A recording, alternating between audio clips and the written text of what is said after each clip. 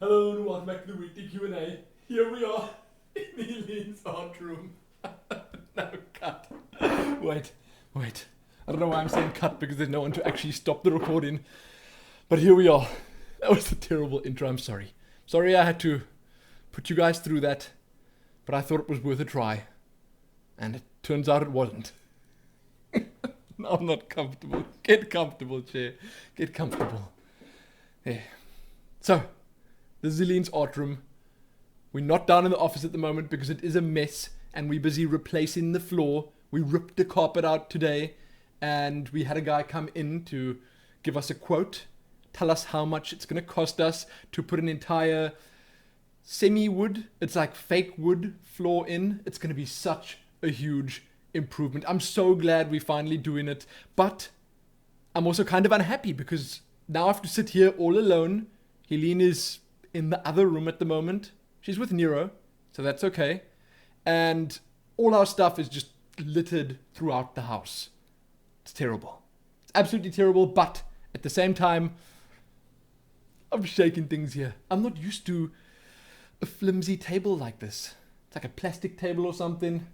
I'm used to being able to slam my fist down and have everything just stay perfectly still. That's the desk I've got waiting for me down there once I move back down at the office. But things are in turmoil around here. At least we have this beautiful backdrop. This entire room was set up, I'm going to use that word, by Helene. She painted everything. She decorated everything. You can't see the really cool decorations there in front of me here. I can stare at them, so that's just too bad. But it looks amazing. It really does. And now we're going to get started on the questions because I think I've got like 4 pages worth of questions here. And it's not because I made the font size like really huge in Microsoft Word. No, there are actually 4 pages of questions, legit. So we should start. Got some water here. It's like a mega 70s glass. It says the Coconut Cafe. I actually thought it would have said the Coconut Hut. That would have been much cooler. But, you know, that right there is obviously the Coconut Cafe. I like it. I've also got a pack of chips here, which I may or may not show to you later. It depends on how long this goes on for. If I get to the hour mark and I'm only halfway, then I might bust out this packet here. I just might. So, first question. Zardet. It might be XRdet because the X is tiny. A teeny tiny little X with a big A. So I'm just going to say Zardet for now. But no. Know that I think it could possibly be XRdet. Will you ever do Warcraft 3 Let's Play? Good question. I would not entirely rule that out at all because if they do announce Warcraft 4, oh man, I keep shaking this. If they do announce Warcraft 4, then the chances are really good that I'll want to go back and play Warcraft 3, both Reign of Chaos and Frozen Throne again. So why not just record it? Quite possible I might do it at some point. Cal Smith. Lumin, how much money would it take for you to increase your bandwidth, if that's even possible, of course? So, it's not possible. Sadly, well, I suppose it is possible. I take that back. It would take as much money as it would cost me to move overseas and live there. That's it. Because right now, I'm going to keep my hands to myself because this just doesn't seem safe. Right now, we're living in a small-ish place and we've got the fastest internet connection that we can possibly get here. We've got a 4 meg line and that's 4 meg down and a half a meg up. It's kind of slow. We've got 2 of those installed here. Well, the one is technically a 1 meg, so it's 1 meg down and a half a meg up. The other one is a 4 meg down, half meg up. That's what we've got here now. And that's the fastest we can get until they increase the bandwidth flow to the area. They do that every now and then, every couple of years. They say, well, what about those people in that little coastal village? Don't we need to throw them a bone at some point? Maybe at least pretend that they sort of evolving with us? Give them some of our technological advancement? And then the other guy's like, well, yes, let's bump up their line speed a tiny little bit. That should make them feel a whole lot better. And it does. It really does. That only happens every couple of years though, and sadly, I think the next step will be from 4 to 10 megs, which is about the same as it was from 1 to 4, about the same. I don't know what the upload speed is going to be then. I think the upload speed will be bumped up to 1 meg, and that's the kind of speeds you can get in the big city at the moment. So in a place like Cape Town or Johannesburg or Durban or whatever, you can get that kind of line there, and it's going to cost a little bit more than our line costs now, but it is definitely affordable. So once that becomes available here, then I'll probably either upgrade to it, or they will actually bump our lines up automatically, because that's what they did last time. We used to have 1 meg lines here, and then when they allowed us to have 4 meg lines, then it was just automatically bumped up. The highest one stays the highest one, and then everything else just moves up. They cut the lowest one out. So at some point, it may be able to cost me a little bit to upgrade my internet connection here, but the chances are slim that it's going to happen really soon, and I can't really get a big bonus from it. The best thing I could do at the moment is get a 3rd line, but that's excessive. I think 2 is enough for now. I'm at the moment able to get like 2 or 3 videos up a day, and that's okay. It's good enough for me. Now, the Unaki. Is it just me, or did you shave your mustache weirdly? Sorry, I don't know how to spell stash, lol, but you know, the one side looked thicker than the other.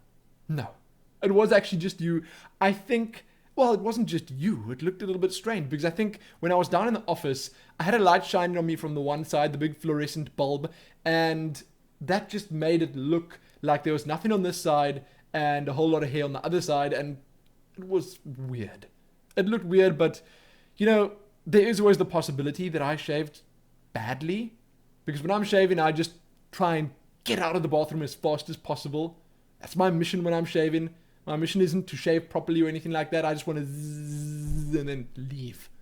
That's it. So, next question. Another one from Zardit. Let's play of Age of Empires 2, possibly. So I know that the Age of Empires 2 HD edition or something came out recently, but I don't own it at the moment, and I don't think I'm going to buy it anytime soon. I actually have Age of Empires 2 in a box somewhere over there in the cupboard. The original. I could just load that up if I wanted to. I don't know. I don't see myself spending that much time with the new HD edition if I do get my hands on it. The chances are I'll do an adventure-worthy on it. Maybe an extended adventure-worthy where I play a couple of games against real people. Maybe I play a couple of the campaign missions. Whatever. I don't know. But I guess I'd like to give it a try. But at the same time, I don't want to spend $20 on Age of Empires 2. It's not something I'll spend enough time on to justify that purchase. Then, what do you think about Chrono Trigger? This is also from Zardit. I missed the old music you put in the background of Chrono Trigger. I love Chrono Trigger. Such an amazing game. I'm stuck on the last boss. And that's terrible. But the game itself is so good. The story was so enthralling. The visuals are amazing. The music, as you all no doubt know, is out of this world. Crazy good. I love it. I really do. That's probably one of the soundtracks that I always just gravitate back to. And the reason I don't put that music in the background anymore is because it takes so long for me to render this video. If I do render it, then sometimes Vegas does funny stuff with it. So if I do render it, I have to put it in Adobe Premiere, which is such a hassle. Such a hassle, because I don't know that program at all. It seems like a great program, but it just takes a lot of effort, and then I have to render it and all. So what I do now is I just record the webcam, and because I got this Logitech C920 or something, it auto-converts it into Xvid or something. I don't even know what it converts it into. It makes an MP4 file, but it's already converted when it comes out. It's already compressed and everything like that. So the files don't end up being that big. I realize right the heck now that this is going to be a huge file because of all the color, because of all the brightness, the luminance here. But anyway, I don't render these down anymore. I record them, I upload them straight. That's that. Sometimes I put background music on my speakers here, but I've got such terrible speakers set up at the moment. My real ones are over there in the lounge on the table or something, and I didn't want to go through the effort of setting up the 5.1 surround sound speakers. Not that I ever have them behind me, but, well, surrounding me in any way, but I didn't want to set them up here if it's going to be a temporary thing, so that didn't happen either. Sorry about not having the music. I wish I could have it in every single video.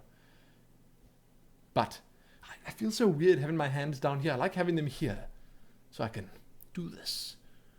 Now, Deep Quantas. Hey Lumin, any port in a storm, right? If you know what I mean. I do know what you mean. I was just so confused by the guy in Bioshock Infinite saying it to me. It was just so out of place. You know, that phrase just means when you don't really have choices, you'll take anything. Or when things are bad, you'll take what you can get. Or when there's a storm out at sea, then the closest port, the first port you find, will do. That's what it means. I know what you mean. And yes, any port in the storm. Then from Josh Leckie, that was from Deep Quantas. Josh Leckie, Lumin, when will the Dragonborn DLC get started? Well, as soon as I finish the Dawn Guard DLC. I don't want to half do the DLCs. And I guess most of you already heard the sad news that production on Skyrim has stopped.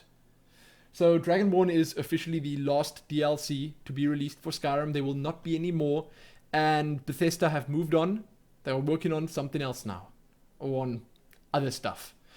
I'm both happy and sad about that. Happy because they're working on new stuff. And sad because, well, they stopped working on Skyrim. They released 1.9, which was the final update for the game. And I guess the hardcore Skyrim fans out there are not going to be too pleased about this. But come on. They gave Skyrim so much support over the years that, in my opinion, it became the game it was meant to be. There you go. As for Dragonborn, if I had to give you a time, I'd say within the next 5 to 10 episodes. I don't know how long Dawn Guard is, or Dragonborn for that matter, but I don't know how long Dawn Guard is and how far I am along the actual DLC's campaign. So if any of you know, if you can give me like a percentage, oh, you're 60% through at the moment, then much obliged. I'd be very happy if you could do that.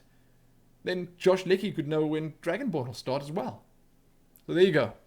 And I do apologize for being a little bit out of sorts. I'm so tired. Today was crazy. We just did all sorts of stuff, like cleared the office out, moved all our stuff into the different rooms, and injured our heads on shelves. If you want to know about that, just watch the previous vlog. I'll tell you all the gory details. But I'm tired. So tired, and it seems like the perfect time to record a Q&A in this soothing environment. Next question. Tenshi Kinjin. Lumin, will you ever upload any multiplayer StarCraft? It seems like you know your way around a Zerg. I wish I did. I always feel so stressed out when I'm playing ladder games, and I'm really happy that they added the unranked play, because I'll probably upload myself playing some unranked games at first to see how it goes. And that said, yes, I did mention... Whoa, this is just not good. Not good. I did mention somewhere in my final Heart of the Swarm video, part 27, I put an annotation there. Even my glass of water is shaking as if a T-Rex approaches. Believe you me, a T-Rex does not approach our humble abode. I wish it did. I wish. I wish. T-Rex. Wow. So, I put an annotation there saying that I am going to be playing some ladder games. I just don't know when I'm going to start. Probably within the next day or 2 or 3. I don't want to record too much stuff with face cam in this room because this is a little bit weird back here. You know, Bioshock Infinite will probably be great. This is perfect for Bioshock Infinite, but not for all the other stuff I record. We'll see. We'll see. Maybe I'll turn the lights off and see what it looks like with the lights off. Maybe it looks okay. I don't know. There are creepy little owls over there. They're going to be staring at you. Don't know if people want to see that. Don't know if people will even see that in my face cams, but whatever. I am not going to be doing so much face cam stuff. So that said, I might actually have a bit more time for StarCraft, XCOM, the stuff that doesn't have the face cam. We'll see. Unless people say that they don't care about where I'm sitting, then that's okay. I realize as well now that I just chose the wrong outfit for sitting here. I'm sort of blending into the wall. I didn't think about it. Next question. Aronitus. Lumin, what if you played Thief in windowed mode and used something like Camtasia to record it? Or even the record desktop function on Fraps? Well, the problem with that is that it ends up being huge. The file size is just so crazy, and I don't know if that's really a good thing. But as for playing windowed mode, the problem then would remain that the window that the menu is in is 640 by 480, believe it or not. And then the window of the game would be whatever you set that on. So I don't want to play the game on 640 by 480 because I don't think many people would like that. The chances are there are mods or something out there that I could use to fix it, but it's a bit frustrating that it has to exit and then restart the engine every time you just press escape to access the menu. It's a bit of a mish. Truly it is. Then, oh, well, I suppose if you're asking if I'm going to be doing a Thief playthrough, now Nero's barking, then it's quite possible. I am thinking of doing something with Thief. Not sure if it's going to be a full playthrough or not. I don't know how long the game is. I can't remember. It's been so long since I played Thief. But it is a game that I would like to spend a bit of time with. More so Thief 2 and 3 because they are slightly more technologically advanced. And in that sense, more fun to play as well. But, you know, Thief 1, if I can get it to work, the chances are you will see some of it on this channel. Then, Daki Sirovic. Daki, I hope you're Russian. Because I love saying Sirovic. Oh, that's how you say it. Daki Sirovic. Ooh, that's amazing. I love that name. Man, you were blessed. Tell your parents they get a big thumbs up from Lumin. If that's your real name, I don't know. Question for the next Q&A. Hey Lumin, first of all, thanks for the free content and the high quality videos. I really enjoy them, as I'm sure so do many others. My pleasure. Question is, I remember you love sneaking games. How about Metal Gear Solid? Both gameplay, but most of all story, and its maker is Hideo Kojima. I love Hideo Kojima, but what's your opinion on this godfather of sneaking games for consoles, and are you looking forward to Metal Gear Solid Screensaver 5 Part 1 and 2 as much as I am? Loads of happy vibes to you, Helene, and Neuropuppy. So, let me start at the end and say I am super keen for Metal Gear Solid 5. The main reason I am will be revealed to you shortly. Right after this quick water break, sponsored by the Coconut Hut. There we go. Refreshing. Now, the main reason I'm excited is because it just looks so crazy. It looks like Metal Gear Solid is straight out of the slightly detached from reality mind of Hideo Kojima. In the best possible way, of course. That guy knows what he's doing when it comes to storytelling. Sometimes it's a bit difficult to understand, but it looks like it's going to be all sorts of crazy, and I can't wait for that.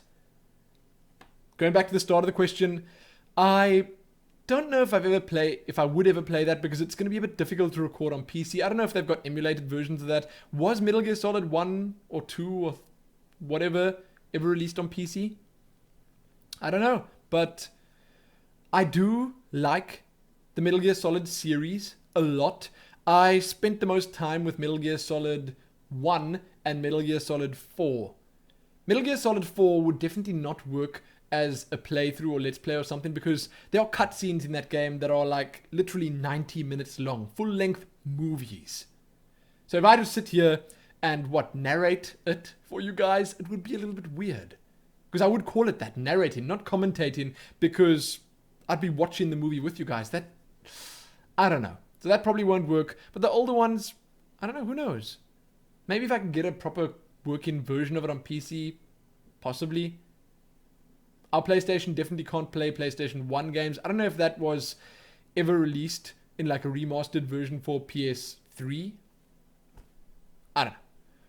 I wouldn't say that it's a definite possibility, but I'm saying that I'd consider it if the easy method of doing it is readily available to me. Then, from Mr. Snarks, Lumin and I just found out about a band called the Lumineers. Any relation? No, I don't actually know that band at all. I have heard of them before, but I have not really heard their music or anything like that, so no relation at all. Jack West, I would like to hear your opinion on the current MMORPG panorama and its next future, especially about the innovative games that are coming out, starting with Neverwinter and its DM features and really deep character background customization. So, the Elder Scrolls Online, that is a Elder Scrolls game and it's online. I think this just makes it quite innovative, doesn't it? Well, I don't know if that's a fact, but I'll get to that in a second. Haha! And lastly, with Camelot Unchained, that's just been announced, and is trying to be funded on Kickstarter, possibly the successor to Dark Age of Camelot, I think part of this new wave is due to the success that Guild Wars 2's innovation ideas had. Even though its innovation wasn't that big, what's your opinion on the matter? Many thanks for all the awesome content. So, let's go to the start again. I don't think that Neverwinter's doing that much that's really pushing the boundaries of anything out there. Neverwinter, in general, just seems like, I want to say, a pretty average game. There are so many things that are cool about it. I like the character customization, but at the same time, the background customization is really just an extra. It's not going to affect the game in any way. You say your character's from Luskan, that's only going to show up in your character sheet. No one's going to say, hey, you're from Luskan in game, as far as I know. And it's not going to affect the story that you play through. It's not going to affect the way people interact with you in game. I suppose it does help for RPers and stuff like that, but it's not really doing that much for the game. The DM features, on the other hand, the modding that they allow players to do, that's pretty cool. Okay, that is actually really cool because there are a lot of creative people out there that could potentially create some really cool content for other people to enjoy. But again, I think that to add that, they probably had to remove other stuff, and I don't know. I'm not that excited for Neverwinter. I am slightly more excited for Elder Scrolls Online, but I don't think they're really doing that much with Elder Scrolls Online either. You know, the sad thing is that after seeing what I've seen of the game, I just don't think we're going to get Skyrim with friends. As much as that's what I want, I would love to play Skyrim with some of my good friends, or with a bunch of other people, or Morrowind with friends, or Oblivion with friends. I just don't see us getting that experience that we got in Skyrim, or Oblivion, or Morrowind, or even Daggerfall, or Arena, or whatever, in Elder Scrolls Online. It seems like they're also going for something slightly more generic with that, and I hope it's not true. I hope what I've seen and heard of the game is just like the tip of the iceberg, and I hope they do something special with it, because it is a game that I am kind of excited about, and I hope that it turns out being what they envision it to be, or what they want it to be, or something. I don't know. We'll see. I can't tell you very much about that, but I really like the idea that you're trying to point out here. I like that MMOs are trying to do different things, in that they want to be more dynamic, or more free, or more open. Even WildStar is a good example of that. They're giving players more choice. You can be a soldier, you can be a settler, which is more of a socialite kind of class. I don't know how you're going to do quests and stuff without fighting, but they have apparently figured that out. You can be an adventurer, and then you can be something else. I don't know. But they have these different paths that you can follow, and in each of them you do different things to actually progress. And it's very cool. I like the idea. I like that they try new things, and I think that in the future we're going to be seeing a lot more of it, and hopefully Guild Wars was that first step, because Guild Wars did introduce a whole lot of dynamic stuff to a slightly stagnating genre, and if other MMOs can just take little bits and pieces from that, improve on it, and make something special for us to experience, then hey, I'm all for it. I'm super keen to see what the big future MMOs or online games have to offer. Destiny, for instance, which is coming out, chill Mike, at the end of this year. I want to see what they're going to do with that. I realize that it might be slightly more limited as well, but if they I can't do this. If they at least do some things completely differently and throw some extra stuff in there that other games didn't do, then I'm sure that it's going to be well worth playing, and hey, I'm keen for it. As for Camelot Unchained, I saw a lot about that. I like that there are going to be so many characters on screen at the same time, but they've shown too little right now for me to get excited about it. I mean, excited about the ideas. Sure, I can get excited about the ideas that they have, but I'd like to see them actually do something with those ideas first. So there's that. Let's move on. Rennick McBride. Hey Lumin, I have been doing a bit of advertising for you at the electronic stores over here. I sneak around to all the laptops and PCs on display and run different playlists of yours. Do you have any more ideas for guerrilla-style advertising? That's crazy. Thank you. Thank you so much. I'd love to walk into a store one day and see my videos playing there.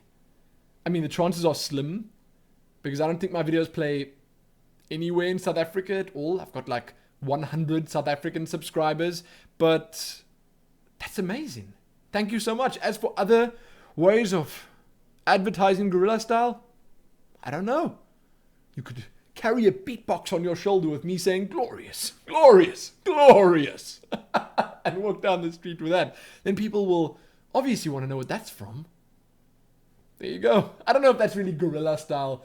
I'd call that something completely different. Ghetto style, maybe? I like that. You can advertise for me like that. But still, thank you so much. I don't know what else one can do. You know, advertising is as simple as telling a friend, hey, I watched this guy on YouTube. You might like him. Check it out sometime. There you go. It's as simple as that. If each one of my 18,600 subscribers, I don't know how much I've got right now exactly, but if each one of those people, which includes you guys watching right now, tells just one person to subscribe, one family member to subscribe, and to perhaps just check the content out, then hey, that'll be a big boost already. And that's how it works. That is how growth works, and any and all growth, I'm grateful for. So thank you. Thank you so much, Rennick. I appreciate it. That's amazing. Yuki Aburame. A question. Since you seem to be up quite late, what time do you get up in the morning? How much sleep do you usually get? Since I myself want to sleep over 12 hours if I don't have anything to do, because hey, it's sleep. And why not? Happy sleeping. That's what Yuki said. I didn't say that. I wasn't adding on to that in any way. So, some days we have to wake up really early for spinning in the morning and for Pilates and stuff like that. I wake up for that because Helene goes and she forces me to go with her, and I love her because of that. But I generally tend to wake up at around 7 to 8. I'd say that's the average time. As for going to sleep, 12 to 1. I don't know. I like getting 8 hours of sleep, but it doesn't always happen. It just doesn't, because I've got so much on my mind constantly, or there are mosquitoes, or it's too hot, or it's never too cold. It's actually never too cold. It's never too cold. Things. Or I'm busy thinking about that video that I published. Are people leaving comments on it? What are people saying? Did I accidentally mess up in some way? I worry a lot. But, you know, I try to get at least, let's say, 8 hours of sleep in. It doesn't always happen. Sometimes I get 6, sometimes I get 8, sometimes I get less, if it's really like crunch time or whatever. But I don't know when crunch time is. I just like saying crunch time. But I love sleeping, and if I could sleep for 10 to 12 hours without feeling way too guilty, then I would. I really would. So I get to sleep, on average I'd say we go to sleep between 11 o'clock and 1 o'clock. I don't know. We generally tend to try and go to sleep earlier, and we try and wake up between 7 o'clock and 8 o'clock.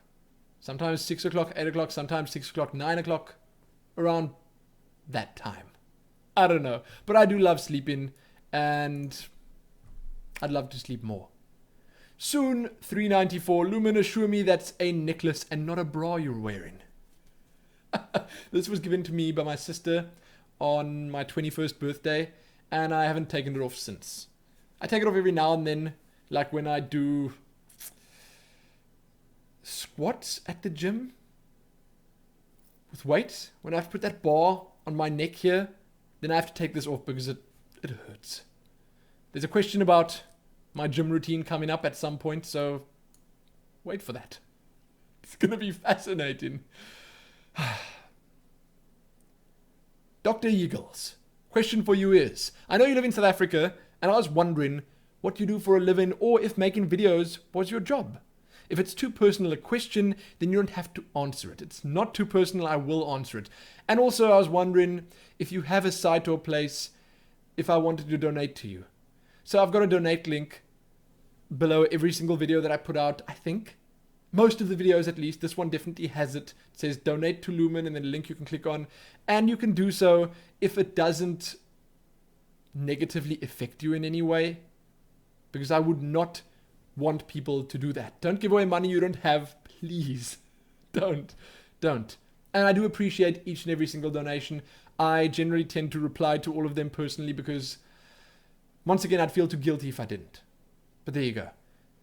As for the rest of that, firstly, Dr. Eagles said, thanks so much for your videos. Always exciting to see a new video from you. My pleasure, once again. Now, making videos is definitely my job at the moment. I spend all my time on it, all my free time at least, when I'm not at the gym, when I'm not eating or sleeping, when I'm not taking Nero for a walk, when I'm not at the shop. Then I'm busy in front of my PC or recording somewhere and trying to network. I guess that's the word. I spend a lot of time sending emails to people, which I'm not good at. I'm so bad at this. I spoke about it before. Get away, get in there. I don't like having my gangster chain hanging out. I spoke about this before, saying that I'm not great at doing the PR stuff. So it takes me a while. I'm very perfectionistic, if that's even a word, when it comes to typing emails. And I like having them just the way I like having them. So it takes me some time. Then I spend time editing, rendering, recording. I don't actually render the video myself. The program thankfully does that for me. But I do stuff, collecting news, doing the newsman. That takes a lot of time. I have to do a bit of research for the adventure worthies. I keep busy with this thing. Although it doesn't pay very much, I'm not going to give you specifics, but it is at the moment just enough for myself and Helene and Nero to support ourselves. For the most part, my parents are obviously amazing and they support us as well. Like the house that we're staying in right now, the municipal costs and stuff around here, like electricity and all that stuff, they're paying for that. And I am every day of my life thankful for that. We don't have to worry about that at the moment. We will have to one day. I'm well aware of that, but I'm trying to build up everything I've got going here to a point where I can support us fully. And hey, that's why I said before, each and every new subscriber, each and every new viewer helps immensely. So there you go. Thank you for asking that, Dr. Eagles. I have never actually come across a question that's too personal to answer. I don't mind. Okay? Ask whatever you want to ask. It's okay. Isabella Vicente. There's that beautiful name again. Thank you for leaving a question because I get to say your name. Hi, Lumin, several questions. Have you ever played Ruse? No. I've got this mouse that says Ruse on it, which I won in a competition, and that's about all I know about Ruse. I have watched a couple of trailers. I have seen some other people playing it. It looks kind of cool. I know that it had this focus on touchscreen stuff, which seemed really cool at the time, but I don't know much about the game. I know it's a strategy game, probably turn-based or something like that, because that's what it looks like. And it looks fun. It looks like Risk on PC.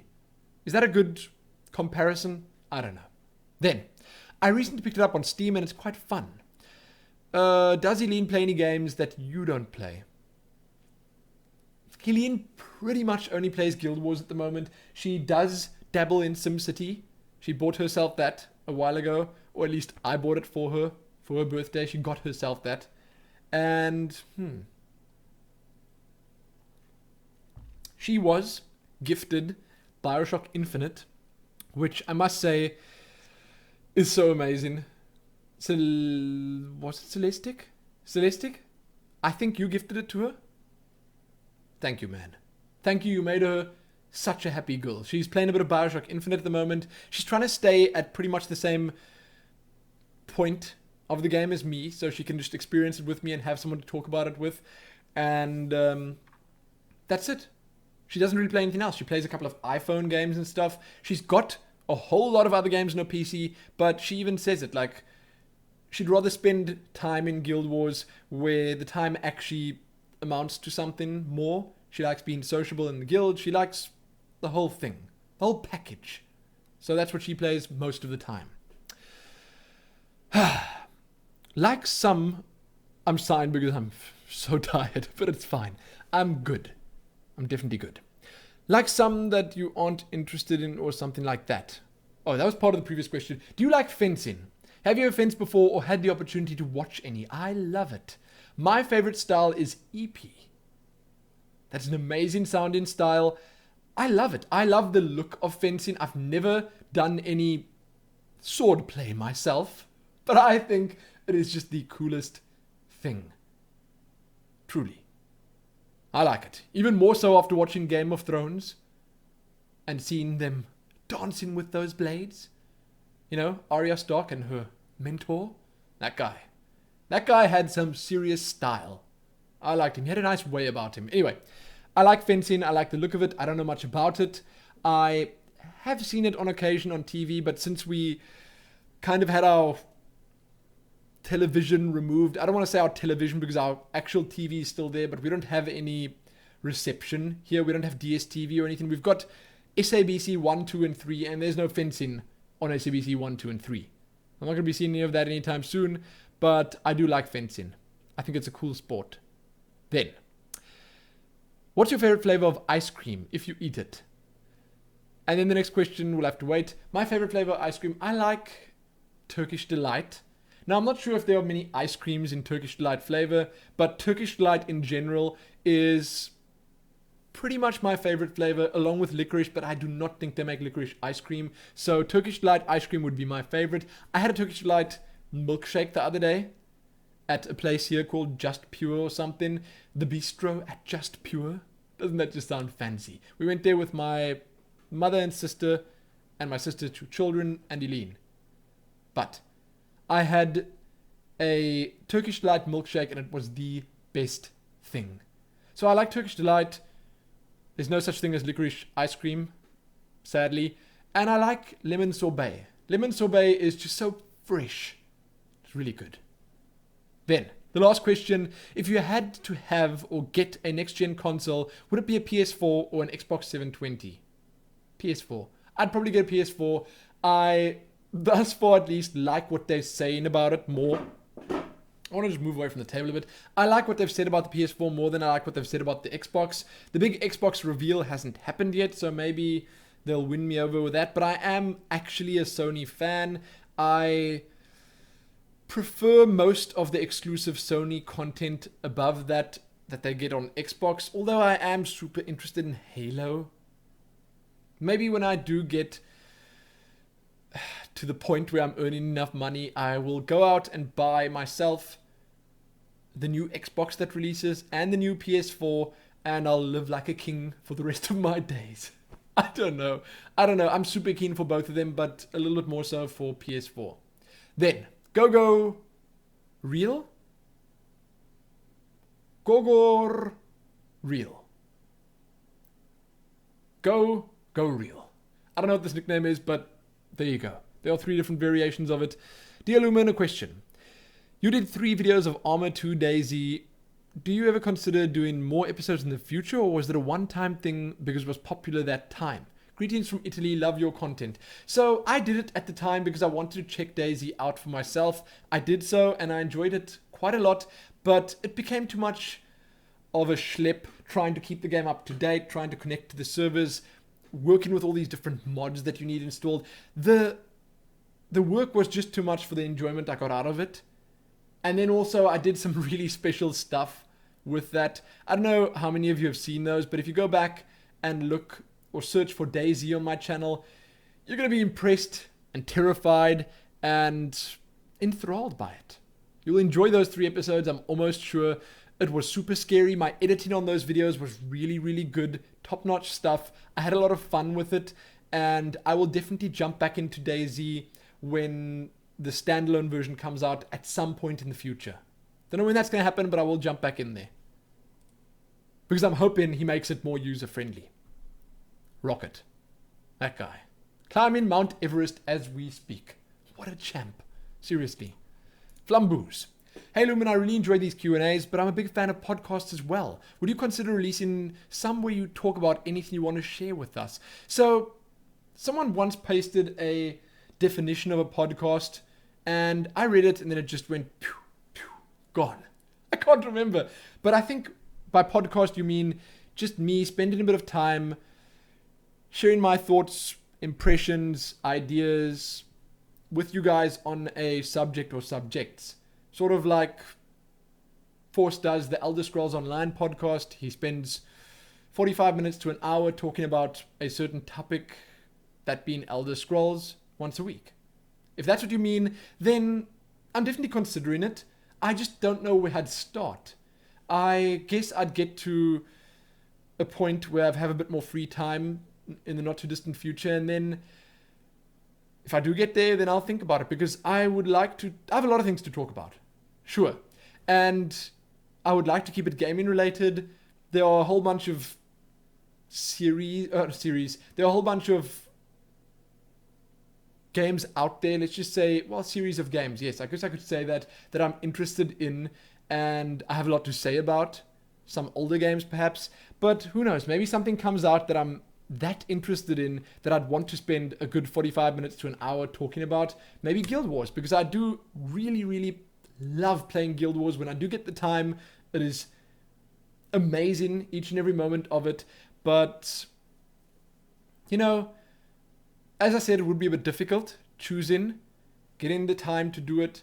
But I guess the nice thing is I wouldn't have to only have me in front of the camera for all of it. I could use some gameplay footage, I could use trailers, other stuff, I could incorporate some music, some other interesting things in there, and I guess that would be fun.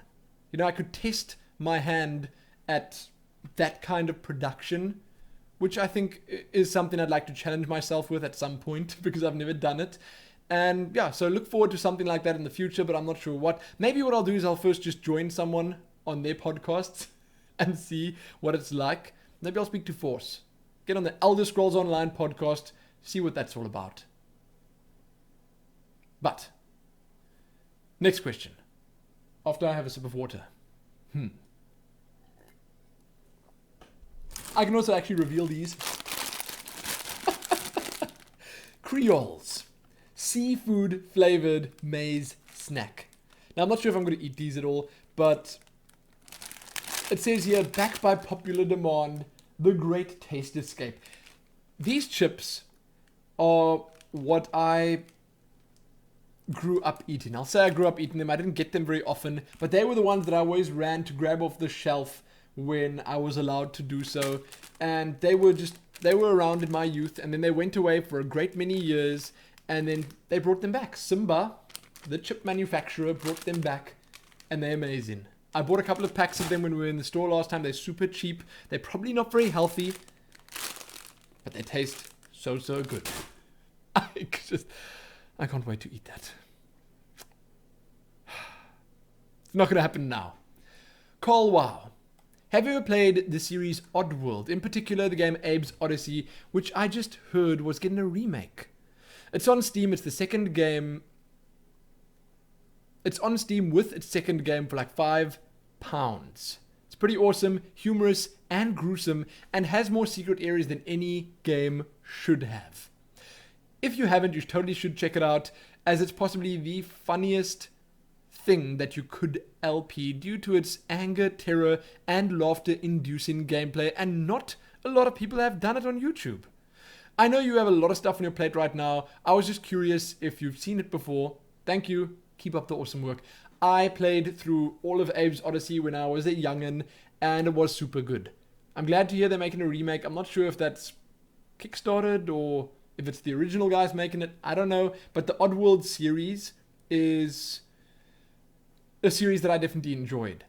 it was a little bit weird, a bit wacky, a bit out there. And because of that, I don't think it got the following it deserved back when it came out.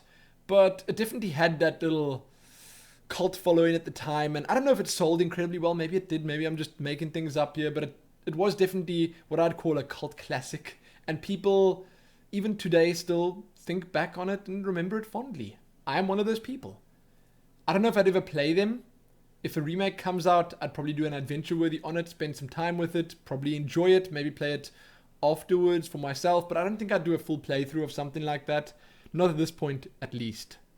Then, if my screen is done shaking, Mulder22, hi there Lumin. Did you notice some global changes to the weather and climate in South Africa compared to what it was a few years ago? Because here in the Czech Republic, we always had a perfect mixture of everything. Spring was sunny, relatively warm, summer was very hot, autumn was rainy, windy, foggy, and winter was very cold with a lot of snow. But in recent years, winter takes more than half of the year. That's intense. Then we have a brief, very hot summer, and again winter. Man, that is strange. So, I would say we've got pretty clear seasons down here in South Africa. You can see when winter started. Right the heck now, winter is just starting up, and it's kind of terrible because in autumn/winter we have so much wind here in this town that it gets a bit much, but I do love the cold. But on here, I would say that winter has become a little bit longer. I can't deny that. Myself and Helene were talking about this the other day. Winter did start encroaching a little sooner this year. And I do feel that summer was not quite as hot as it was last year. So instead of having a blisteringly hot summer and a freezingly cold winter, we had a moderately warm summer and an even more freezingly cold winter. Well, we're going to have a cold winter. I can just sense it already. And that's just the way of things. Maybe we are steadily approaching the next ice age. It's a possibility, but it's not something that any of us should worry about because it's going to be happening. Well, we should worry about it. I shouldn't say that, but we shouldn't, we shouldn't let it affect our daily lives or anything like that, unless it does, like in your case, because geez Louise. Okay, half-year winter is intense, especially in a country where you're used to a proper climate with all 4 seasons and stuff like that. I feel for you, buddy. I truly do. Helene does as well because she hates the winter. So if our winter gets longer, she's going to be miserable for longer every year. She just doesn't like it. She doesn't. Now, Le Tenix. Which game characters do you think are most like you? Are there any characters you think would act like you would or talk like you would? I don't know. That's a really good question, while at the same time a question that I would struggle immensely to answer.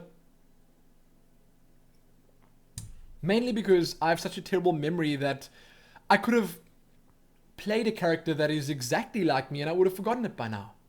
I would say that in recent memory there aren't many characters that are anything like me. In recent memory, I feel that back in the good old days, when games were more about character development and story and less about visuals, that's where my character would be. As in, that's where I'd find a character that would be like me. I don't know. I can't say for sure. That is more a question that I'd ask you guys, because I assume that your collective knowledge would be much more than mine. So you'd be able to just say, hey, this guy, or that guy, or the guy from Monkey Island. I can't remember his name. Something Mc something or other. There you go. So I'm sorry that I can't really answer this. But if I had to say which characters I wish were like me, I'd say like a mashup of Indiana Jones and Nathan Drake. That's nothing like me though. But there you go. Green Baron. Hi Lumin. I want to ask, do you lift or do any sports? Good question. And I can't wait to answer it. But what are your top 5 YouTubers? Keep up. Oh, wait. This is not the question. Hold on. I have to look for this right now. Somewhere down here is a question. Oh my goodness, there are a lot of questions left. Somewhere down here, I'm not going to try to find it now, is a question about my gym routine, which I will answer in great detail. Don't even worry. So what I'm going to say is that I guess I do lift. At the moment, I don't really do any sports. I run. Is that a sport? Is that considered a sport in the grand scheme of things? I do that. I do spinning. That's not really a sport. That's a pretend sport. And I used to swim a lot, but we don't really have access to a pool right now, so that didn't happen. But I will be talking about my gym routine later in this episode or in this Q&A. I know there's a question about it coming up at some point, and when I get to it, I'll get to it. As for my top 5 YouTubers, that is such a difficult question. You know, YouTube channels that I watch right now, I'm subscribed to a lot of people. Just putting that out there, like a whole lot of people, way too many. But there are a few that when they upload videos, I generally tend to check them out, especially if I'm interested in the content either being covered or promoted or whatever. I would say that I'd be able to give you a top 3 that I watch a lot, and then I'd be able to give you a couple more that I watch often. So I watch a lot of Total Biscuit, mainly because I value the fact that he's honest about everything and he knows what he's talking about. That, and he's pretty entertaining as well. All those things. I watch a lot of Force SC2 strategy, Force strategy gaming. I didn't always watch so much Force. I know you're not going to watch this, but at first I didn't really like the guy that much. But he's grown on me quite a lot, and I also think that he really, really has a lot of knowledge. He knows what he's talking about, and I guess I just didn't appreciate him that much when he was still doing so much StarCraft content. But nowadays, I love his Force feed. It's funny. He does a good job. His production value right up here. That's something that I would aspire to, I guess. Although my production value on my videos is pretty much at the same level, he does a really, really good job. He does. So I watch a lot of Force. He's entertaining, informative, whatever. Same thing as Total Biscuit. Then I watch a lot of SourceFed as well, but not a lot. I watch that selectively when there's a story that looks like it would interest me. And I just like that because it keeps me up to date with what's going on around the world without me having to go out of my way to learn things. So I watch SourceFed, Force, Total Biscuit often. I'd say, pretty much on a daily basis. And then others that I watch a lot, I don't know. I always check Total Biscuit and Dodger videos out just to see what's going on there. I like Rosanna's Nerdy Nummies videos. I mean, who doesn't like those videos? I like those. I watch Gamer MD's videos. Gamer MD83. I love her interviews. She is so passionate about Mass Effect. She knows so much about the Mass Effect series that whenever she interviews one of those people that were involved in that project or those projects, it's just so good. She's funny, she's entertaining. I watch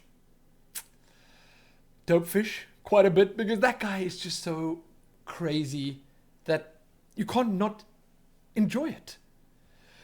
Then I watch some Robas videos. I'm subscribed to a whole lot of other people. Let me open. I keep glancing back here to hope that I'll see some sign of my subscriptions. Let me open my YouTube. That's how long it takes to load there. It's finally open. Let's have a look. And Rosanna Pansino is there. Yes, she is. I watch the Yogscast guys every now and then. I watch some Toby Turner every now and then. His skits and stuff like that. They're really good. Really, really good. His Tabascus channel. I obviously check Day 9 out. I watch the videos on the Game Station channel. I watch a lot when I get the time. So I usually have a long watch later list that when I'm rendering or when I just need to relax a bit, that I jump into and start going through. Sometimes I just open a video, skip through it, check it out, and then leave. Sometimes I do that, but I do check it out. But those are the YouTubers that I tend to watch. I know I'm missing a whole bunch of them, but that's it for now. Maybe I'll make a video at some point where I'll just spend a good amount of time discussing who and what I watch on YouTube. Maybe I'll do that. Because I think that I've got a lot to say about all the different YouTubers out there, and maybe they want to hear it as well. Then, Taba222. Hey Lumin, firstly, you're a great dude. Thank you. I hope you keep on with your channel for as long as you can. I hope I can too. I hope I can do it forever and ever because I enjoy it so much. Thank you. Secondly, where would you say you get your sense of humor from? Because it's very unique. Unique in a good way. The best kind of way. I ask because I don't think that I've ever encountered a YouTuber that can come up with commentary that's so fantastically random and can crack me up so much in such an unexpected way. A happy thank you to you, Lumin. Happy that. Thank you so much. What an amazing question. So my sense of humor was probably just developed over the many years that I spent in front of my PC, playing games, and LANing with friends. I had a whole bunch of different friends from all sorts of different backgrounds, and I think that they definitely had a big influence on my sense of humor. The biggest influence, however, would probably just be my family, my sister, my parents. My sister probably specifically, because we get each other. We can sit and laugh at something until we're both in tears, and then no one else in the room will even understand the joke. It's just something that happens. She'd probably be great at this as well. So I'd probably attribute it to all of that. I would say a life wasted. I say wasted because that's how most people see it. Playing video games sort of honed my sense of humor in the best possible way. So we used to LAN every single possible opportunity we could get. So every weekend we would LAN. We would start as soon as we were done with our school on Friday, and we'd play till late on Sunday, and that would happen every single weekend. And by LAN I mean we were all in the same room connected with network cables, not even the plain old ones that we're using now. What is that even called? Normal network cables. We used the old ones with the T-pieces and the terminators on the end. Those were the good old days. But we LANed a lot, and we didn't just sit in front of our PCs and play games. It was a social thing. So if we had 5-6 people over, then there was constantly chatter. There was constantly something going on. Someone shouting at someone else, someone insulting someone else. It was a good time. I miss those times, but now I have those times with Helene here at home. Sometimes we have some of the few friends that I have left in this town come over, play some games with us, have a good time. But I'd say it's that. And as I said, my sister, my family, all that stuff. I don't always really know what I'm saying. I mean, I do, obviously. It's sort of something that I come up with on the spot, but it is random. And because it's random, it's sometimes hit and miss. Everyone out there doesn't enjoy it, and it's just not for everyone. But it's definitely for me. It's who I am. It's the way I am. And I'm so glad that there are people like you and a whole lot of others out there that enjoy it. Thank you. So that was the end of page 2. We're moving on to page 3 now. So, Rogue Gecko 74. Hey Lumin, at the end of all your videos you say happy that. How did you come up with happy that? Happy that! So that's an interesting story once again. I started making StarCraft news videos on this channel called StarCraft Pulse, and they were literally the first proper content I put up. I poured my heart and soul into those, and they sucked. The first ones that I put out were so bad. I was so nervous in front of the camera, but it was where I started.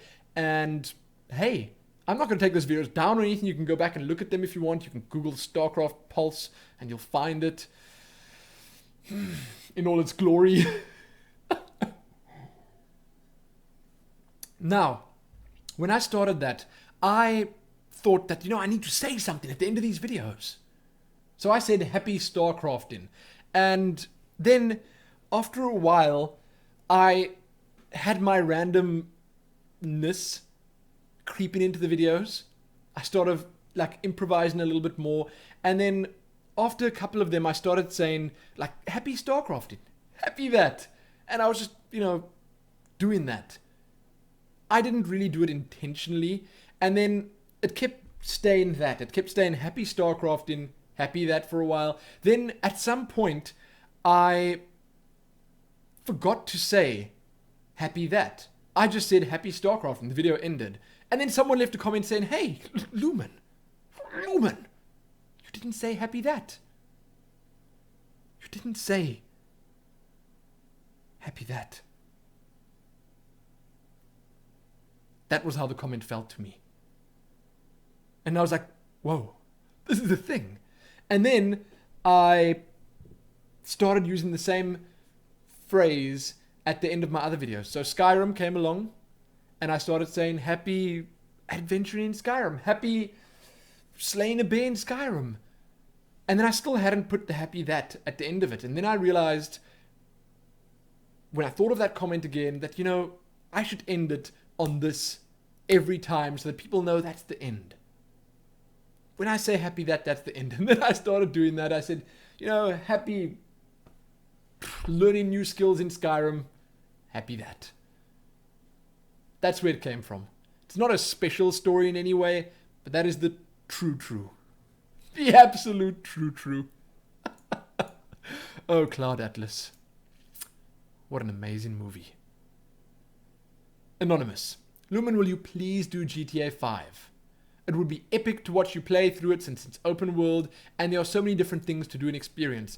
So GTA 5 is not even confirmed to be coming to PC yet, but I would not be against doing something like GTA 5 if I could possibly record it on the PS4 at some point, which will be a good couple of months from now. Don't even worry, but I am not going to go out and buy a PVR recorder or whatever it is you need to use to record from a PlayStation 3 or anything like that. So if it had to happen, it would be on next gen with their little built-in recording thing, if it's any good. If they had to put that in their PlayStation, if they had to put a way to record commentary, plug a mic in and record commentary on a PS4 straight up, maybe even use the PlayStation's camera to record your face game. If they could do that, oh my goodness, would they be selling a lot of units. Someone tell Sony. Someone snip this piece of the video out and send it to Sony. You heard me, Sony. That's what you need to do. So, if that happens, then that'll happen. Anonymous. When does Nero stop being a puppy? Never. Never, ever, ever. Nero will always be Nero puppy. To myself and Helene, you guys can call him Nero. You can call him Nero all you want, but we call him Nero puppy. Or Nero when we start to get angry at him or something like that, but he's still going to be Nero puppy. For the rest of his life. That's that. Anonymous. Again. Hey Lumin, do you know about SteamWatch.com? It tells you when Steam games go on sale and when you can pick them up for cheaper, like Total War. I did know about SteamWatch, but I kind of forgot about it, and I must say it is a super useful site. I like it. Not much more to say about that. I generally tend to see the Steam deals anyway. I follow Steam on Twitter and on Facebook, so it tends to pop up there. So it's not really a big deal to me. And when it comes to bigger sales and stuff, then I cover it in Newsman, so I get to see it there anyway. Then, Fiasco Deuce. What are your thoughts on North Korea declaring war on South Korea and the US? Sorry, that's me being bad at reading. Do you think it's a realistic threat? What is your stance on the whole North versus South Korea problems? So, firstly, it's always a realistic threat, but at the same time, North Korea and everyone in it, and their president and everything like that, they would know that if they had to do anything whatsoever, they'd be done. Threats are one thing, but actually acting, moving on those threats, something completely different.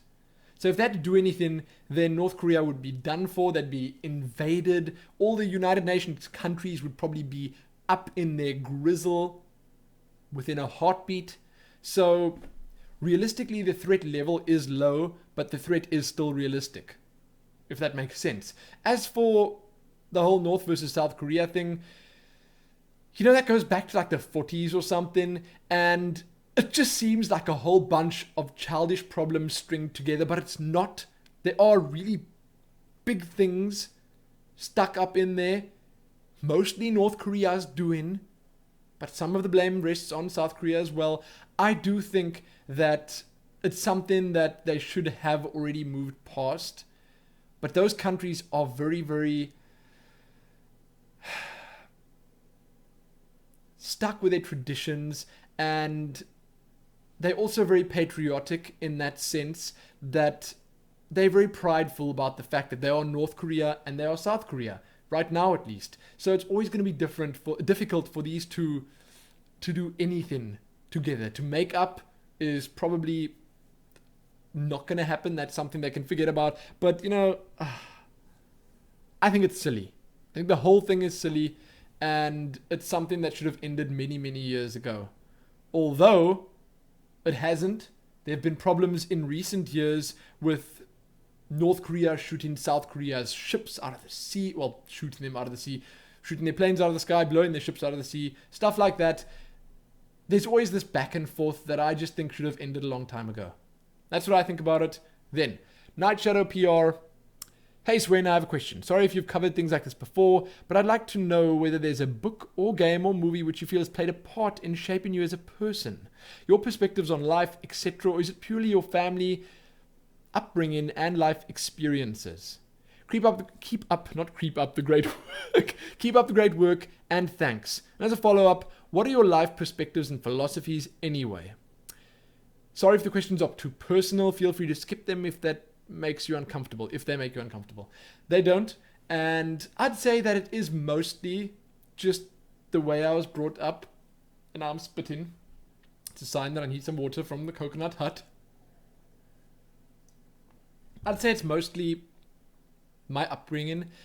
If I had to say if there were any games that shaped me as a person or anything like that, then there are a couple that did so on a smaller scale, like I keep mentioning Ultima 7. That game specifically, I spent an ungodly amount of hours on when I was younger, and I realized that you can make your own story up as you go along. You don't need to be guided the whole time, because in Ultima 7 it just sort of gave you a lot of freedom, and we sort of, myself and my sister, we made up our own little things in that game. We had our own stuff going on apart from the big story that was going on in Ultima 7.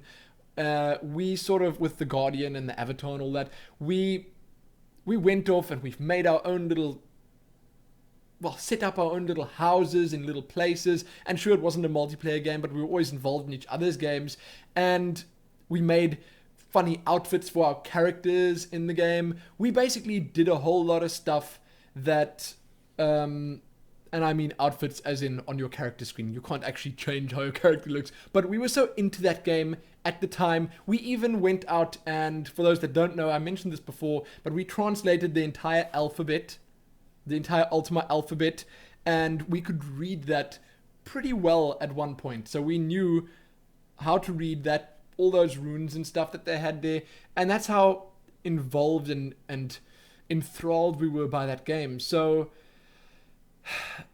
I would say that definitely shaped me as a gamer. Maybe not so much as a person, but definitely as a gamer, where I got to the point where I definitely didn't need people that make games to create the game in such a way that it has to spoon feed me everything. I can go out and enjoy myself in the game regardless of what they want me to do, what I should do. I can do that, because that's what I did back in the day in Ultima 7. And that's what I enjoy. That's what I grew up enjoying, and it's great. So, if I had to say what my perspectives and philosophies are, I don't really have anything like that. That's something I usually laugh at. I say like, well, it's really good if And I don't mean laugh at in a rude way, but it's really good if you have something or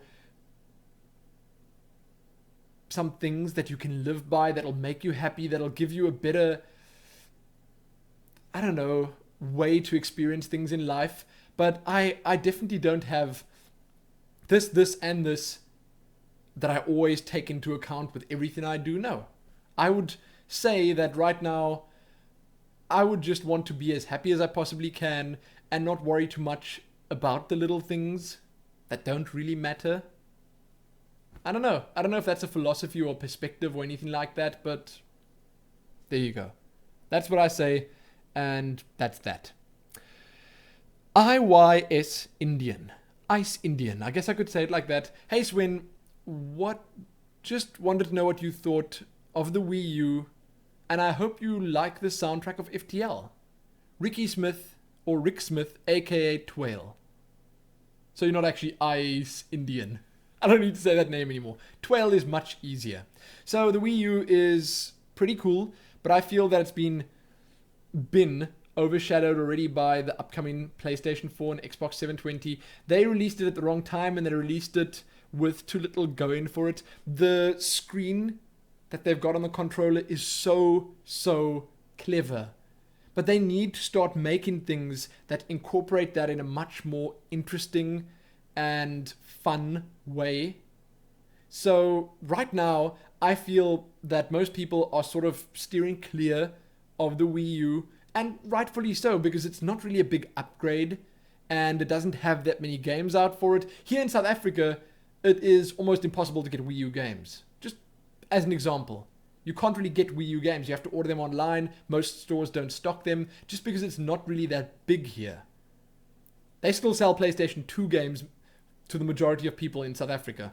So that's always there. As, one of the things I see as a bit of a downer for something like the Wii U. The fact that it's difficult to get games. But I love what they wanted to do with it. I just feel like it released at a bad time, and they haven't done what they set out to do yet. The problem is that by the time the PS4 and Xbox 720 come out, they're probably only going to be realizing the true potential of this nice little screen that they got there, and then it's going to be too late. So I don't know.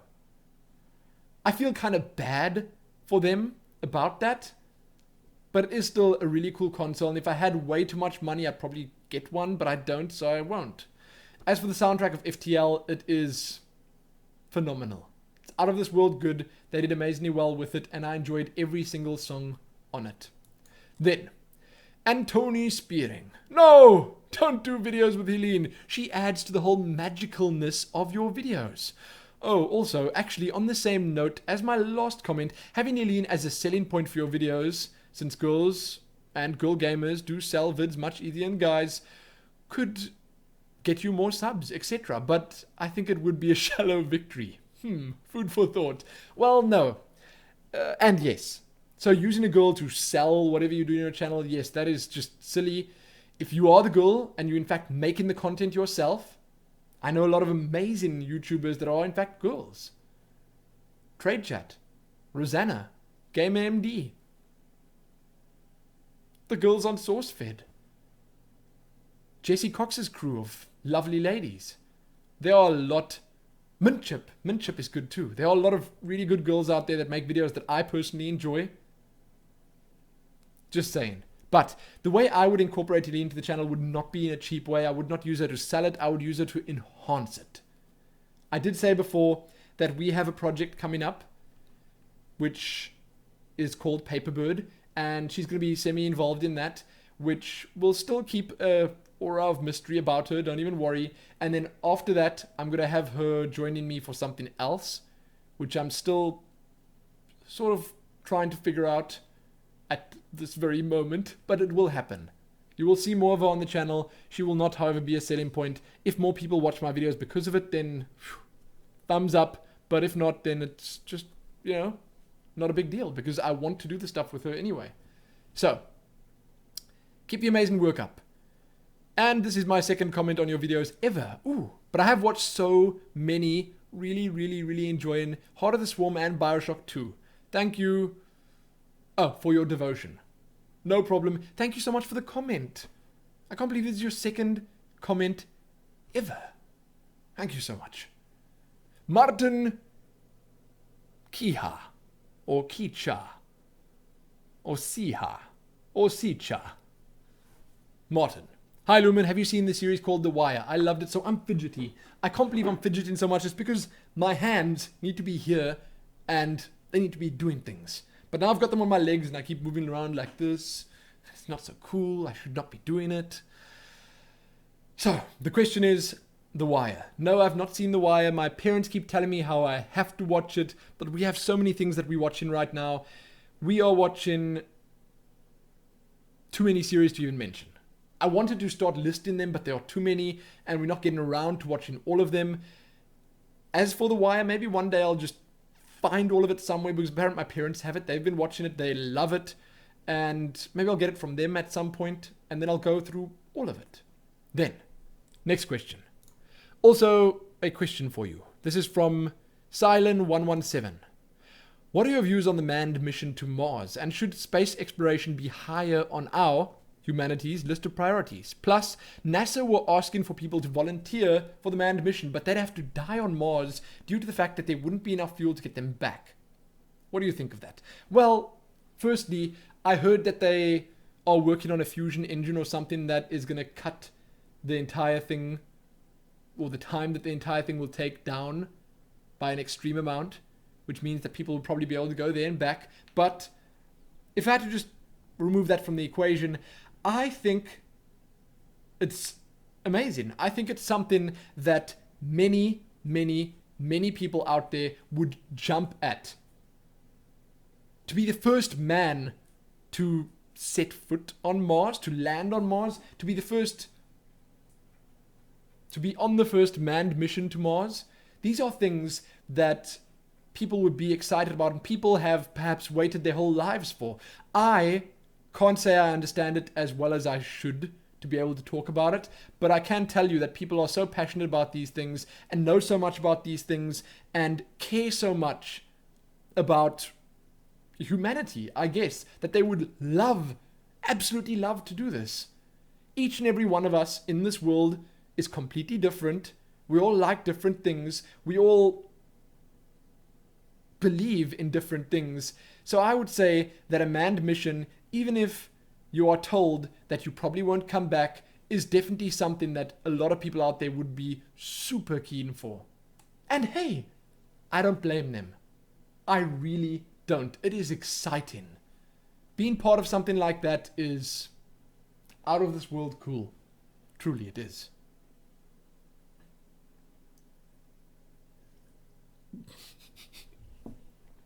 He's passed out. He likes it. He likes the bed there, and I'm glad he does. Slovak Black. Hey Lumin, you mentioned you like Jeff Bridges. Have you seen The Big Lebowski? Jeff is fantastic as the dude, he really is. It also has John Goodman in it, who is fantastic as well. Straight up. Of course I've seen The Big Lebowski. That is one of the classics. That's probably one of Jeff Bridges' better roles. As for John Goodman, wow. That guy's voice. That guy's voice.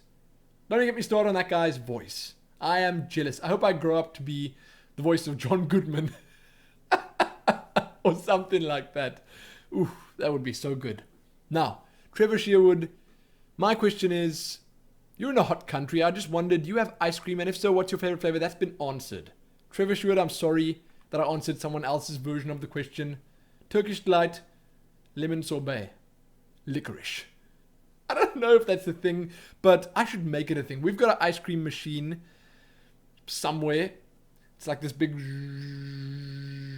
turny thing that you put in the freezer, and then it turns and it makes ice cream. I should make licorice ice cream. Whew. Now I'm hungry. I'm going to show you what these look like. Ooh. Ooh. So flavoursome. I'm going to put autofocus on now. I hope this doesn't break anything. Focus on the chip, camera. Focus on the chip. Maybe I can take focus off and then focus it myself. There we go. That was it. That is a Creole. It looks like a knick-knack, but it doesn't taste like one. I'm sorry. I'm so sorry. Probably making you guys so hungry right now. You get to see out of focus me chewing. It's rude. Okay. It's rude to eat on camera, so I didn't. Oh, I'm back. I'm sorry that I lost you for a second there. I wasn't doing anything suspicious behind that blur. Don't even worry. But that pack of Creoles might be 1 or 2 lighter. So, my question is, this is from Kevin Flynn. My question to you is, why do you hesitate, oh, I see, becoming a vampire in Skyrim? I'm a vampire myself, and it kind of reminds me of Underworld, and I love vampire movies. Say hi to Helene and Nero for me. I wish you the best. So, Kevin Flynn, I hesitate because, well, I don't know. I want to be, for Dawnguard at least, on the side of the living. I feel that that's the side of the story I'd like to experience. Maybe when I'm done with Dawnguard and I start Dragonborn, I could become a vampire. If it's still possible by then. If vampires aren't extinct or something. And that could be fun. I could at least experience that part of the game. Who knows? But I don't really have anything against it, per se. Can you still walk around during the day? If so, then hey, I'm cool with it. His Crown of Victory. So Lumin, can you please play Slender with a face cam, of course. Thanks for all the great content. I put that in there because I wanted to say, yes, I will play Slender at some point. I'll probably do an adventure worthy on Slender the Arrival. But, man, you know, I'm not keen for Slender because I'm scared. I just get such frights of things like that. Amnesia was just... it was terrible. And amazing and absolutely terrible. And if Slender is anything like that, then I just don't know. I just don't know. But at some point I will do Slender the Arrival adventure worthy. Rammstein BDO. My question is this. What is your fitness and diet regime? In your Bioshock Infinite video, your arms were looking particularly buff. Keep up the good work. I don't think my arms are buff in any way. Well, I'm wearing a top to cover them up right now. But I don't see myself as buff in any way, no. I've got some definition, sure, because I've got the little black book. So, in here resides the gym plans that we do on a daily basis. Helene made this book some sort of pretty. It's got, there's the arms page, back, shoulders, abs, legs. These are actually our old plans, but they are quite pretty, aren't they? I think so. Our new plans are probably closer to the end. And what I will do is I will read to you what we have been doing. Here we go. Let us start on back day. Is this it? Okay. So on Monday we do back day and 45-minute spinning class. On Tuesday we do shoulders and a 25-minute jog on the treadmill. On Wednesday we do 60-minute spinning class in the morning. Pilates. No, we don't do all of this. Helene does all of this. I just do spinning with her. I do the 60-minute spinning class. She does spinning, Pilates, and then an ab and stretch class all in a row. She does all of that on Wednesdays. On Thursday we do legs. On Friday we do arms and 45 minutes spinning again. On Saturday chest. And on Sunday rest. Haha! Wow. That's it. So I can tell you what these days consist of because she's got them here. Let's see. Now, on back day, which is right the heck there, we do 4x10 deadlifts, 4x10 bent over barrel rows, barbell rows. I was wondering what the heck a barrel roll is. I'm not going to do 4x10 bent over barrel rolls. Then we do 3x12 wide grip lat pull downs. that is pretty much sounds like a pull-up. Anyway, 3x12 narrow reverse grip pull-downs, 4x10 seated cable rows, that is pretty much a pull-up. The wide grip lat pull-down and the narrow reverse grip pull-downs, that's like this and like this. Those are the two. And I generally tend to substitute those for normal pull-ups. Then at the end here, there's one arm dumbbell rows, slow and controlled, 3x12. That is workout 1. Then there's another set, which is also for back day, and all of them have this. Okay, so back day has 2 different workouts. So we do the one on the one day and the next one on the next day. So on the first Monday, we'll do back day 1. On the second Monday, we'll do back day 2. Then there's shoulder day with the very same variations. Then there's leg day with the same thing, and arm day, same thing. Shoulder day is shoulder press, upright barbell rows, side lateral raise. I'm not giving you the numbers right now. Front dumbbell raise, bent over rear lateral raises. Then down at the bottom here, shoulder press, side lateral raise, upright barbell rows, front plate raise, bent over rear lateral raise, military press. Leg day, barbell squats, lunges, leg press, Romanian deadlifts, sumo squats, leg extensions, hamstring curls, calf raises, barbell squats, leg press, sumo squat. This is now the next part already. Romanian deadlifts again, walk-in barbell or dumbbell lunges, leg extensions, hamstring curls, calf raises. So as you can see, if you're still watching, because I might have lost you on day 1, I'm sorry about that if I did. But as you can see, these are quite extensive workout regimes, plans. Arm days, barbell bicep curls, rope tricep pull downs, alternating barbell curls, tricep dumbbell kickbacks, hammer curls, skull crushers, standing alternating dumbbell curls, and all sorts of other stuff. Chest days here with all sorts of stuff like bench presses. But Helene will always tell me that the most important ones are squats, deadlifts, push-ups, and pull-ups. Those are the most important to her, and those are your core. Well, I think it's actually the deadlifts, squats, and bench pressing. Those are the ones that are really important, and I think most of those days are built around them. You got to really push yourselves on those, and then push yourselves. I'm not telling you to do this. I'm not telling you to use the information in the black book, but you got to push yourself on those exercises, and then obviously still max the rest, but those are the most important ones. And as you can see, that is a pretty crazy looking plan, and we do that. We don't spend that much time at the gym, so a day ends up being 1 day's worth of exercises ends up being 30 minutes to an hour, let's say 40 minutes to an hour, maybe something like that. And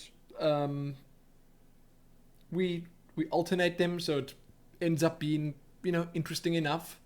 It's obviously painful and all that, but that's what we do. If I wasn't doing stuff with her, and I do everything, I do all of this with her, we do them together, so she does the one, I do the other one, we swap.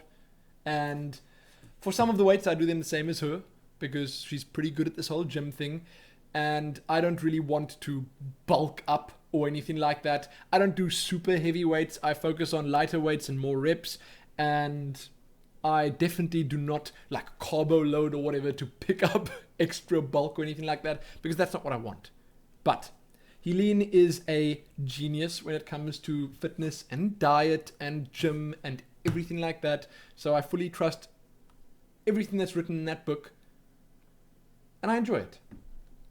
I enjoy going to the gym, if only to help her and motivate her there, because it's very important to her. It is kind of important to me as well. I would not do the same thing if it wasn't for her.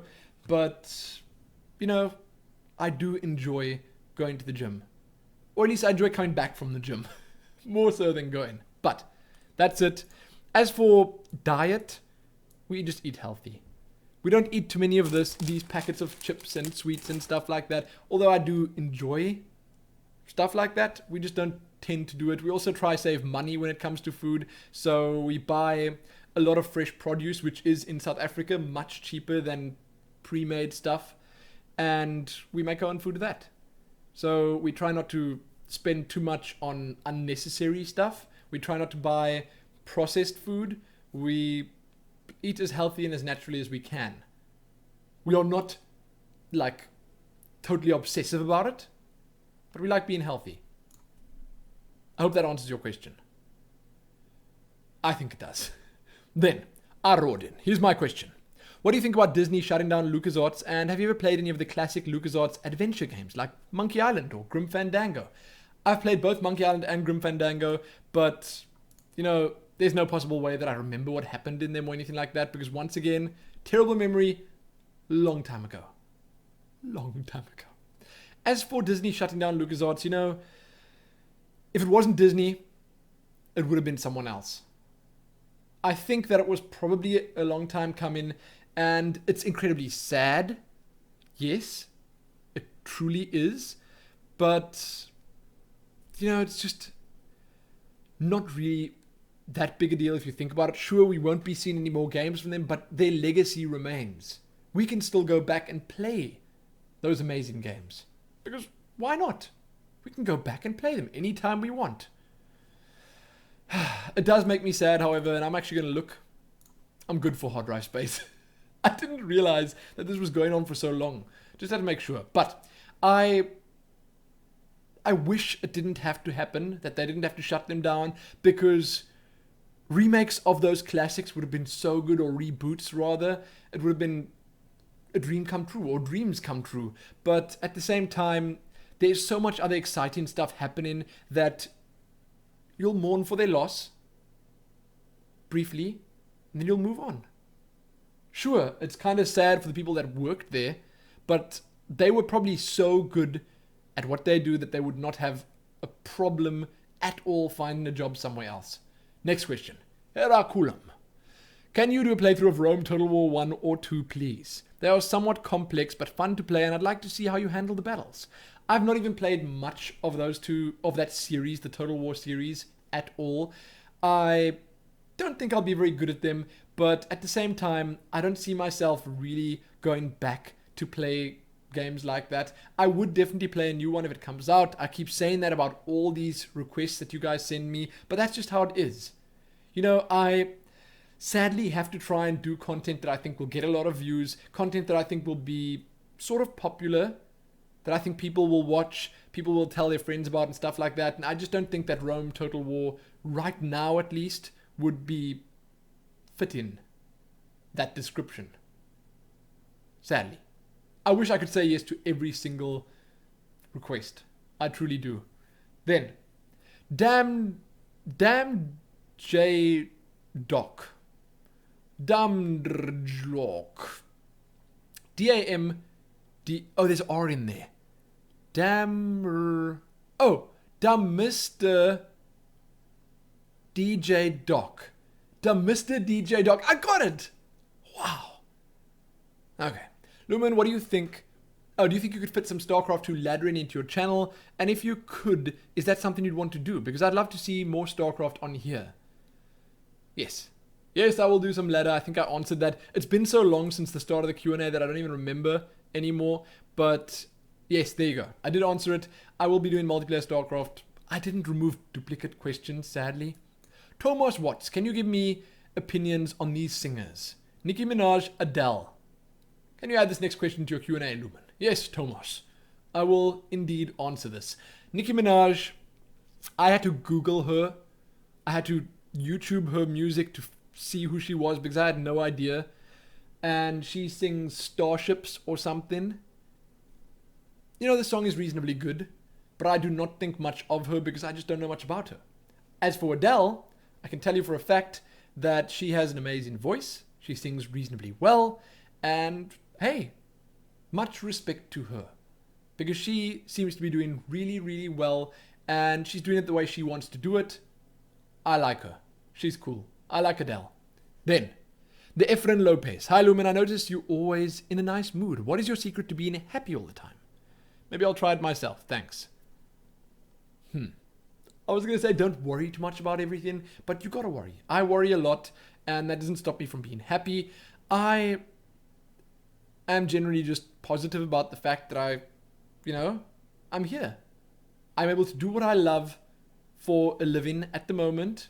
It may not be a crazy, extravagant, money-filled, adventure-filled living, but I enjoy every moment of what I do for my YouTube channel, every moment of what I do with Helene, with my beautiful puppy Nero back there. I'm just happy about that. What's not to be happy about? There's a lot of bad stuff happening in the world, but if you spend too much time worrying about it, then you're going to be depressed. So don't. Don't worry too much about it. Be aware of it. Be aware that the bad stuff's happening. But don't drown yourself in sorrow. Don't do it. If that's even a thing. Then, so I can't say why I'm always in a nice mood or anything like that. I'm not always in a nice mood. When I'm not in a nice mood, then it's generally just Helene that hears about it and not you guys. Maybe I'll record a vlog one day when I'm not in a nice mood. I don't know why I do that, but then I generally don't feel like recording a vlog anyway. But if I am sad or unhappy or anything like that, then it'll be Helene and Nero that hear about it, and that's probably the way it should be, right? I think so. I'm shaking this table something fierce. I need to stop. Now, where were we? The fat and proud. I'm dyslexic, and I've got this thing where I will look at a word and I will immediately say what I think it is. And for those that don't know, dyslexic people sometimes swap letters around in the middle of words. So, for instance, triad, I may sometimes see as trade, T-R-A-I-D, but that's a bad example. There was a better example recently of a name. Chloe Grace Moretz.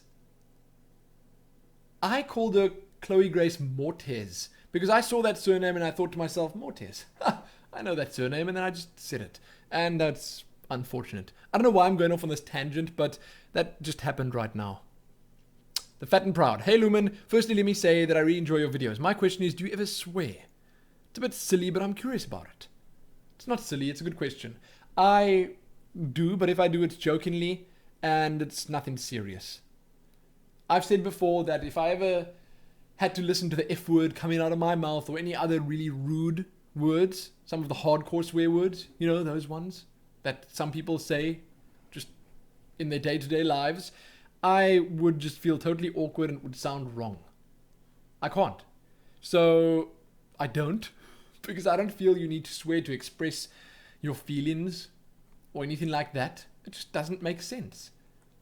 I would sometimes say them jokingly, but not the really bad ones, because I just feel weird and dirty doing it. But I have nothing against people that swear or anything like that.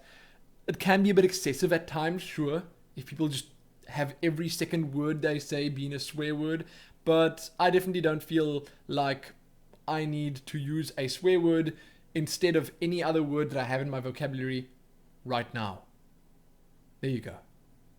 So I have on occasion said swear words, but it is usually jokingly and definitely not serious. Legend of Tamora. Lumin, love the videos. I've been watching them a lot on my other account, and they're really funny and really entertaining. Keep it up. I leave these parts in on purpose, obviously, because I want to hear them. Thank you. I'm glad you're enjoying the videos. Super glad. Question for you, dear Lumin. Have you ever thought about playing the Elder Scrolls Online and maybe doing videos with it? Yes. I would like to do videos on the Elder Scrolls Online, especially the character creation. That's what I'm most excited about. But I'd have to wait for it to come out, for the beta to start, whatever. I did try and contact the devs and the team or the PR guys or whatever, but I didn't get any response from them. Same thing for the WildStar guys, for the WildStar game. But I definitely want to do some Elder Scrolls videos when the game comes out. I'm not sure how much. If I enjoy it a lot, I'll do more. If I don't enjoy it so much, I'll do less. We'll see. Now, Budzeep. Hi Lumin, I'm wondering if you'd be at Gamescom this year. This is interesting. I saw a video of you talking about it in 2011, and I was wondering if you were going to go, and if yes, on which day. Any chance you'd set up a meeting or something like that? If you're having trouble with pronouncing my name, just say bath soap. It's Dutch. Oh, Batzip. Cool, okay.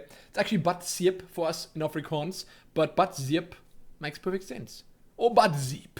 It's also quite cool. Gamescom is interesting for me. So my mom actually told me just the other day, or a while ago actually, not in 2011, but she told me a little while ago that she has so many miles saved up that she could fly me to Gamescom and back for free if I wanted to go. But honestly, that kind of travel, that trip would be firstly a bit of a hassle for me because it is far. I'd have to set up accommodation, transportation, all that stuff. I wouldn't be paid to go. I wouldn't be sponsored to go or anything like that. And sadly, if I do go there, then I'd only be able to make random videos on the floor, on the Gamescom show floor, which would be a bit silly because videos there are so noisy and random that, you know. And then again, I would definitely not from those videos make back any money I had to spend on actually going and staying there. So for me, right now, financially, it's not really feasible, but I can get there, sure. I can get there. The content I would be able to get from that would be so minimal that it just wouldn't be worth the actual trip. If that makes sense. I'd love to go to Gamescom. I'd love to go to E3, BlizzCon, all the big events. But I'd actually want to go there to do coverage on stuff there, to interview people, because I think I'd be brilliant at interviewing people. I'd love it. But little old me would not be able to get interviews with anyone. I would not be able to get appointments with people. I would need something much more than I have now. Well, like I'd need a lot more subscribers, a lot more influence than I have now to be able to do something like that. I'd need some super PR agent to help me out. I don't know. I just don't know. But it's something that I'd love to do at some point. Right now, however, I can't afford it, and sadly, I don't know, it just doesn't seem worth it. Next question. Ooh, this is the last one. Downer Beautiful. Swen, are Let's Play... Ooh, this is a good question. Are your Let's Plays, unless you say otherwise, always your first playthrough? I never see the achievements pop up in the corners, and you're very good at knowing what to do next. Almost too good. No. So, with Bioshock Infinite, that's the one he's pointing out. Regardless, the play is fantastic. Thank you, and I appreciate your videos. So I share them with as many people as I can. Because because of you, I'll pick up Evoland and Mass Effect 3. That is amazing. I'm glad you did pick those up or are picking them up. Mass Effect 3 and the entire Mass Effect trilogy. That's the word I was looking for before. Trilogy. The Mass Effect trilogy is an amazing experience. It really is. It's something that I would, within a heartbeat, recommend to anyone out there. Well worth it. Evoland was great. Also kind of cool. I didn't even see the entire game in its entirety. I did play to the end, but I didn't 100% it. So there's definitely more going on there. And once again, it's always great supporting the indie guys. But my Let's Plays are... Yes, I'd say they're always first. I'm trying to think back to see if there's anything that I had to play or played before. Look, if I had to do an old game, then I'd obviously tell you that, you know, this is, as you say, unless otherwise said, I'd tell you. So I think Beyond Good and Evil was one game that I did play through for a second time, but that was so long ago. Bioshock Infinite, I'm playing through it blind right now. I did, however, pick up a whole lot of stuff, a whole lot of knowledge, information, little tidbits of goodies that I take with me from trailers, from interviews, from, I don't know, stuff like that. From the internet, screenshots, wallpapers, whatever. I have seen some things, so I know, or at least knew about Elizabeth before I got to her tower. Obviously, because I watched all those trailers and I soaked up all the goodness in them. But, you know, as for my Let's Plays, I do play all of them blind. I have, on occasion, re-recorded a piece because I wasn't happy with it. I have done that quite a lot actually, but not big pieces. It's generally just my intro that I do over and over. Once I get going, once the flow starts, then it doesn't stop. Then I just keep going.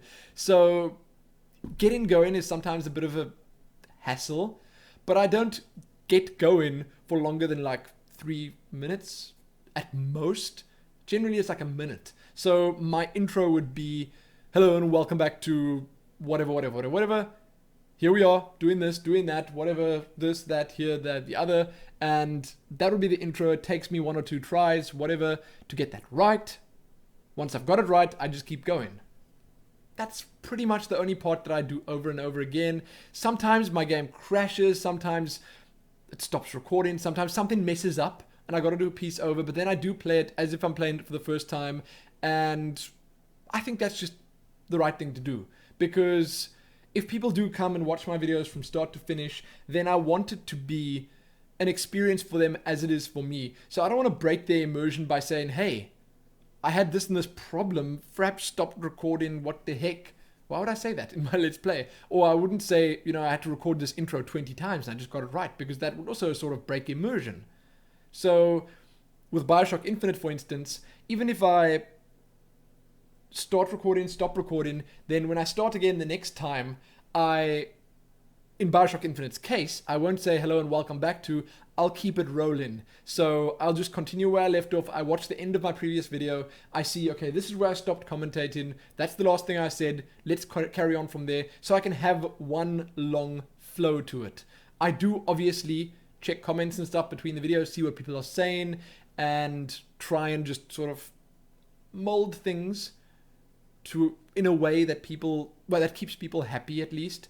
But my Let's Plays, while they are a complex thing because of all the stuff that I need to do, like the webcam, the microphone over here, the gameplay recording and stuff like that, they're very simple once I get started. Once I start recording, there's no magical notebook with quotes or anything like that in. I don't prepare jokes. I don't do anything like that. I start recording and I just start talking. That's it. And that's the way I've always done it. As for being good at knowing, I suppose in Bioshock Infinite, I do have that advantage of having seen a whole lot of coverage of it leading up to its release. And the rest of it, they make it kind of obvious in that game. I do, however, spend a lot of time looking around. It gives me a lot of time, even while I'm talking.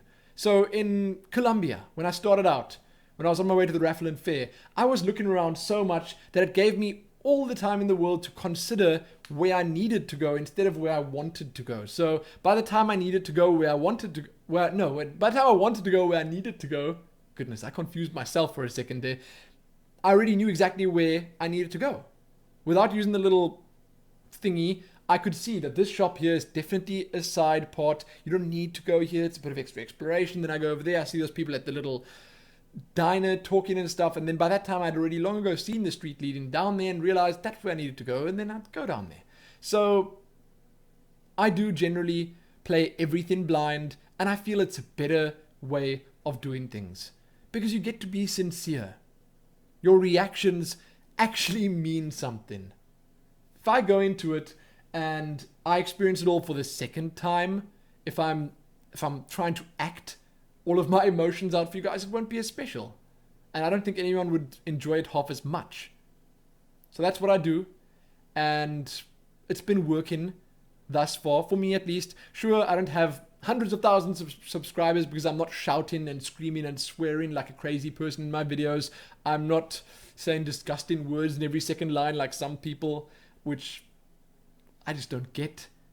Yet still they have millions of subscribers. I don't understand that, but the way I do commentary is the way I feel commentary should be done on stuff like Let's Plays. I will always say that there are different types of commentators out there, different types of commentary out there. Some Let's Plays are incredibly educational. The person playing the game will know a lot about the game, playing it for the 5th, 6th, 7th time. He's telling you everything he knows about it. He's informing you as he goes along. Stuff like that is super cool to watch as well. There are different types of playthroughs, but that's how mine works, and I like it. But I am finally at the end of all these questions.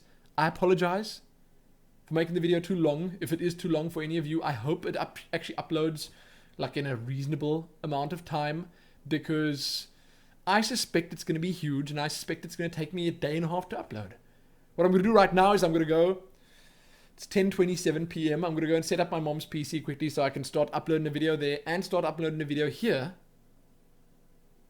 which would be the Q&A and probably Skyrim or Bioshock Infinite. One of the two, because I need to keep the content rolling. But there you go. That's going to be it for this episode. If you have any questions, leave them as comments below this video. I might start cutting out things like requests and stuff like that, or I'll just put requests all together so that every Q&A isn't 2 hours long in the next episode. So I might start cutting a few out and just shortening it a little bit, because as you can quite clearly see, sitting here for 2 hours does take its toll on me and on Helene and Nero, because I want to go and see them. I miss them already. I'm going to give him a schnoot kissy right the heck now, because he needs it. But that's what's going to happen. If you want to leave any questions, do so. I will probably answer all of them if there aren't too many. And thank you so much if you end up watching all the way to the end. Thank you. I appreciate it. And I appreciate every single like the video gets, and every single share, and every single one of you that goes out of your way to advertise for me, be it guerrilla style or by just telling a family member or friend. Thank you for that. I appreciate it. I'm going to be uploading a video talking about something that's going to be a hot topic on the channel for the next week or so. My new PC that I want to get. It's not here. I'm pointing over here. This is my old PC. But I'm getting a new PC soon. I decided that now's the time. It looked to me... No, I'm not going to talk about this. But I decided that now's the time, because I want to talk about this in the video about this. But I decided that now's the time, and I need to get a video up asking you guys for advice. I mentioned it in my vlog, and I can't wait for that. It's going to be super cool. It's also going to be super expensive, but still super cool. So check back soon for that. And everything else, most importantly though, happy being in Helene's room for the Q&A. The next Q&A that I do might not be in here. I'm hoping it's not going to be, not because I don't like it here, but because I want to be back in my office. But there you go. Happy that.